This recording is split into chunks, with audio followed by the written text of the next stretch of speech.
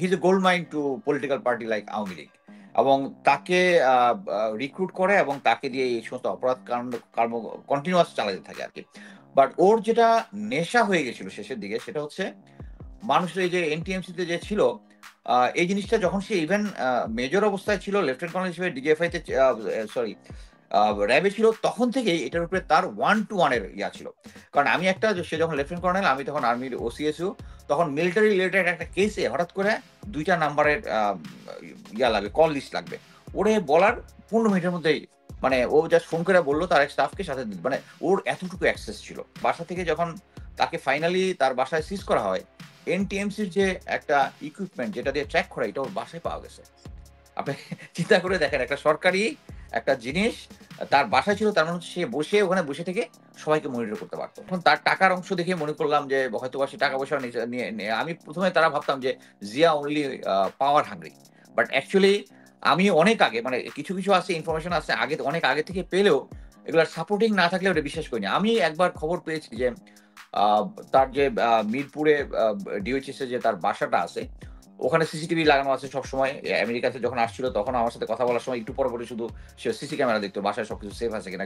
কারণ অ্যাকচুয়ালি কি, ও তো কখনো পিসফুল লাইফ লিড করে না। সে জানতো যে সে অসংখ্য গুম খুন করেছে, সবসময় তার ভিতরে একটা টেনশন কাজ করতো। এখানে আসার পরে জাস্ট 15-20 মিনিট পরে সে সিসি ক্যামেরা দেখতো এখানে। সো এইরকম একটা সিচুয়েশনে ওর যে মনস্তত্ত্ব যেটা হয়েছে সেটা হচ্ছে ওই গুম খুন জিনিসটা তার কাছে একটা পানি ভাত টাইপ হয়ে গেছে। 7 মার্ডার কেসটা, এটা নিয়ে যে যখন কথা হয়, এখন দেখেন মানে র্যাবের একটা নরমাল জিনিস হচ্ছে তারা যখন মানে ডেড বডি ডাম্প করে, লাশ ছাড়া কি আর কোনোটা ডেড বডিকে উপরে উঠতে দেখছেন? দেখেন নাই। কারণটা কি, ওই তারেক সাইদ যে ছিল তার সাথে জিয়ার এবং তারেক সিদ্দিকী সিকিউরিটি, এই দুজনের একটা ঝামেলা ছিল। তার কারণে এই দুজনেই এই তাকে ফাঁসায় দেওয়ার জন্য এই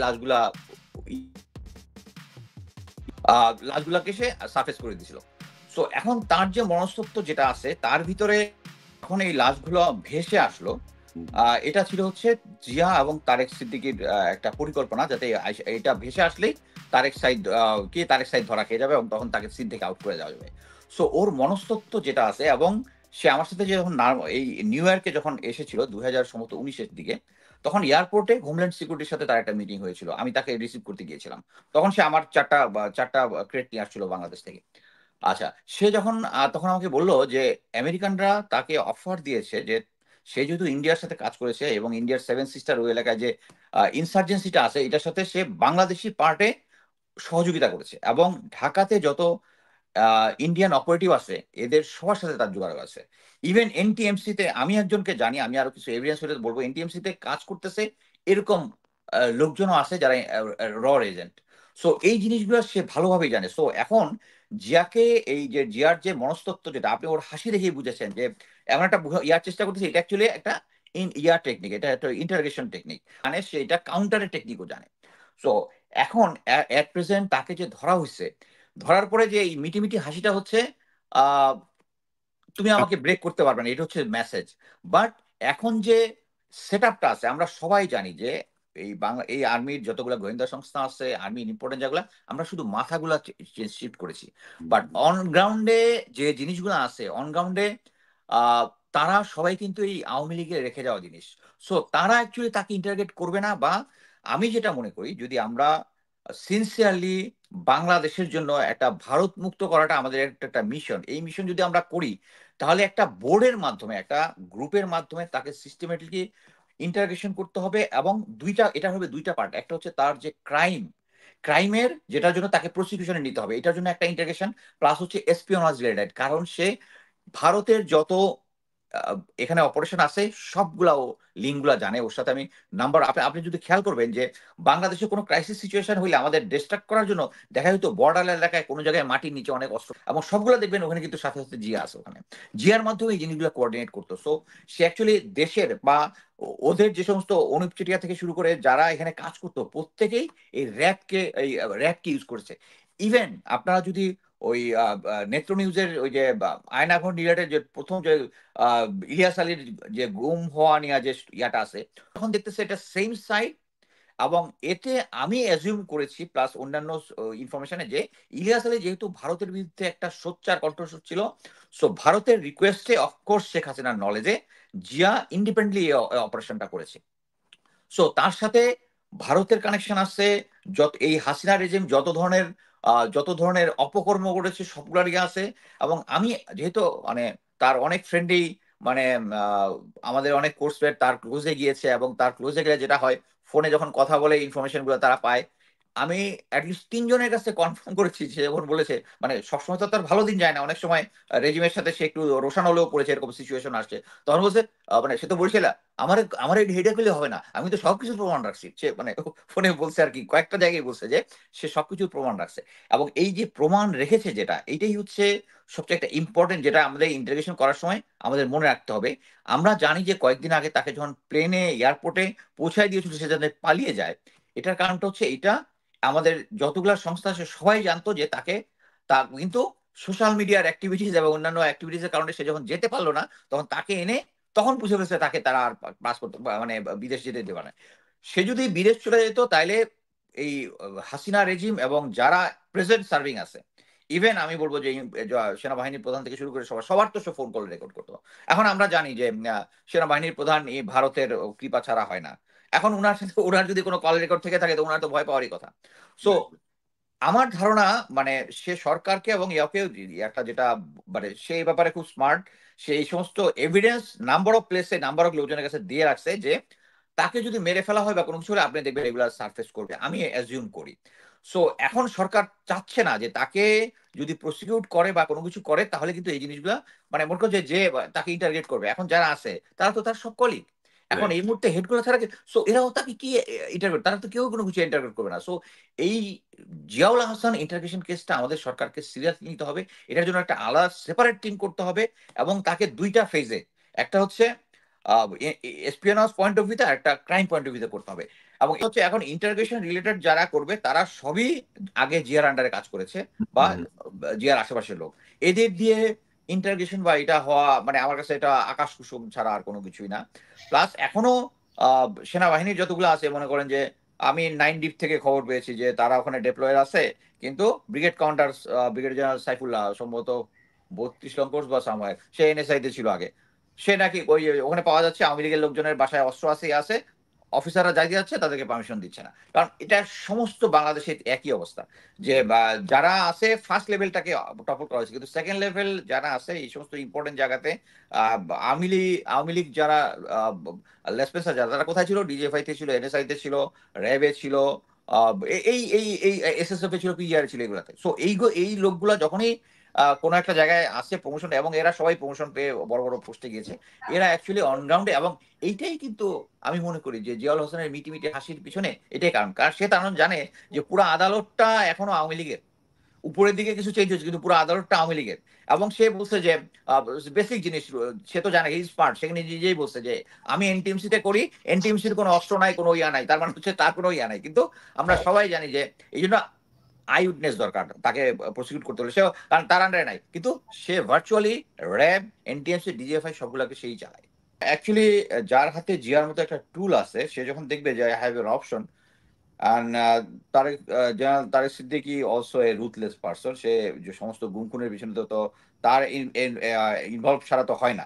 সো যেহেতু জিয়াকে একটা দেখেছে, এবং জিয়ার মোটামুটি গুম খুনের যে সাকসেস রেট ইস মোটামুটি খুব ভালো সাকসেস রেট আমি বলবো, যে স্পেশালি গুম খুনে যেটা দরকার একটা আইসোলেটেড হঠাৎ করে পিক আপ করা, কেউ যাতে না দেখে, যেটা তারেক সাইদ ওই যে 7 মার্ডার কেটে মোটামুটি আমি বলবো ম্যাস আপ করে ফেলছে, একটাকে ধরতে গেছে আরেকজন ধরছে দেখছে, ওকে আবার ধরছে। বাট জিয়ার এগুলো এই সমস্ত ব্যাপারে আমি যেটা শুনেছি যে রেকর্ড ইজ ভেরি ক্লিন, সে খুব ক্ল্যান্ডেস্টাইন জিনিসটা করতে পারতো।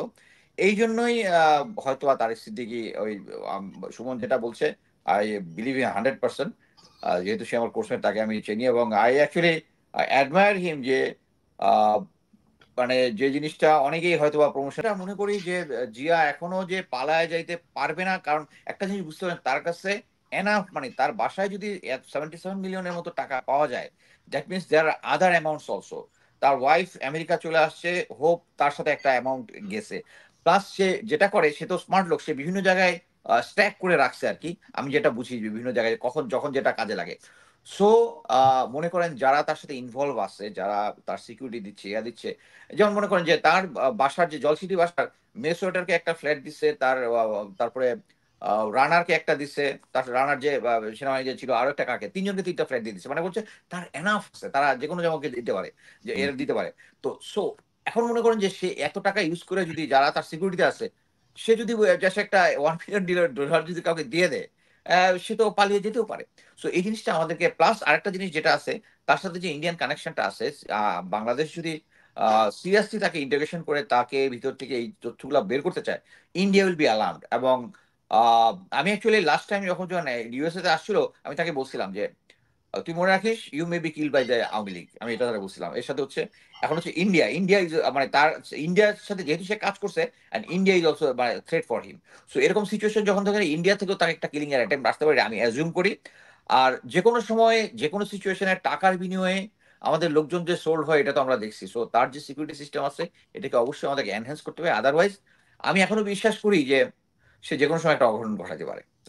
সরকারের ক্যাপাবিলিটি নিয়ে আমার কোনো ডাউট নাই, there are lot of people they can handle the situation, but কথা হচ্ছে ইফ দে উইশ।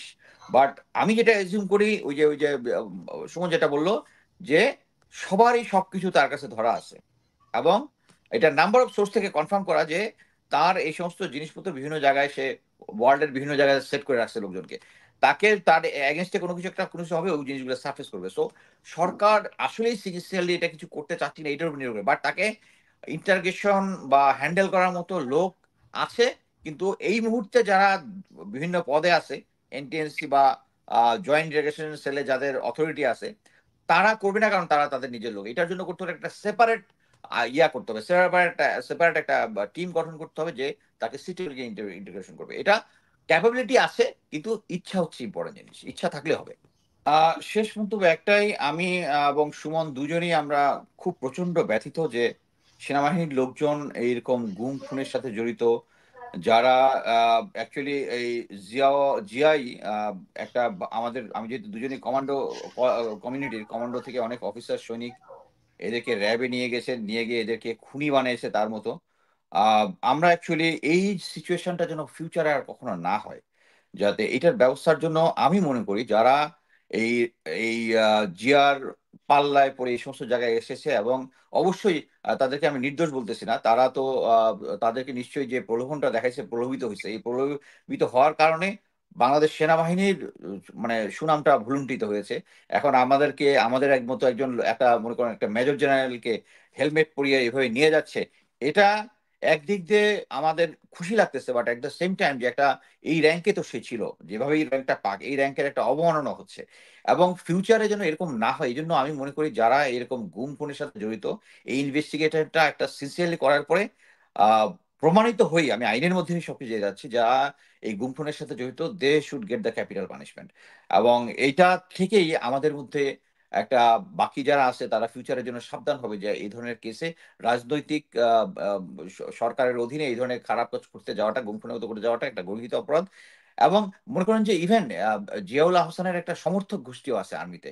কারণ কি করেছে, যে তাদের কিছুদিন পরে পরে সে পার্টির আয়োজন করতো, যারা বিভিন্ন ইন্ডিয়া থেকে শাড়ি নিয়ে আসতো, বিভিন্ন জিনিস নিয়ে আসতো, ফ্রি গিফট দিত, এবং এই সমর্থক গোষ্ঠী কিন্তু এখনো তাকে সমর্থন করে যাচ্ছে। দিস ইজ ভেরি অ্যালার্মিং, মানে নোয়িং ফুললি ওয়েল যে আমার ফ্রেন্ড হোক আর যাই হোক, তারা এইরকম ক্যাপিটাল এই ধরনের গ্রুসাম জিনিসের সাথে জড়িত, স্টিল আমরা একজন কোর্সমেট বা কলিগ বলে আমি তাকে ক্ষমা করে দিতে পারি না। তো এই জিনিসটা, এই যে মাইন্ড সেট আপটা সে করে দিচ্ছে, যে আহ, সে যেহেতু তাদের বিভিন্ন ফেভার করেছে, এই কারণে তাদের মধ্যে এটা যে একটা ক্রাইম, এইটাই তাদের মাথায় এখন পর্যন্ত আসতেছে না। তো আমি মনে করি সেনাবাহিনীর সদস্য যারা এগুলোতে আছে, মানে সেনাবাহিনী না, শুধু পুলিশ বা অন্যান্য থেকে যারা আছে, তাদের এই জিনিসটা প্রমাণ সহকারে এদেরকে আইনের আওতায় আনতে হবে। তাহলেই আমাদের এই অর্গানাইজেশন গুলো ঠিক মতো আবার পুরোনায় আগের মতো ফাংশন করবে। ধন্যবাদ।